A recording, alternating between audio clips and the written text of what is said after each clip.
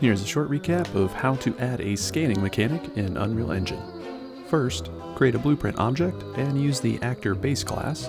Let's name it BP_scannable_object. Open the blueprint and let's head to the construction script tab. From here, we'll pull into an add static mesh component node and split the transform pin. Then pull into the set static mesh and set material nodes. We could feed the target pins using the return value from the add static mesh component node. We'll also want to promote the new mesh and material pins to variables and click the eyeball to make them instance editable. Last thing we need to do in the blueprint is create a variable to store our object's text description. We'll set the data type to string and give it the name description. Now we'll need to create an input action called IA_scan. We can leave the default Boolean type for the action as it's just a simple button press. We'll want to open the input mapping context file and add the IA_scan action and assign whatever buttons you wish to map to this action. Let's open the drone blueprint and assign the input mapping context file using the event receive controller change node. We'll cast to the player controller and then pull into the enhanced input local player subsystem, which can feed into the add mapping context node to be assigned to the IMC.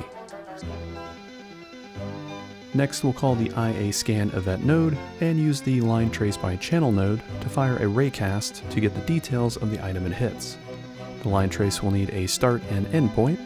We can use the camera component to get the world location and feed that into the start point. Then we can get the world rotation's forward vector and multiply that against 1500, which we can store as a variable called scan distance.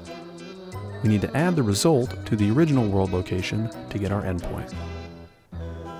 Break the hit result and pull the hit actor into a print string to confirm the item you hit.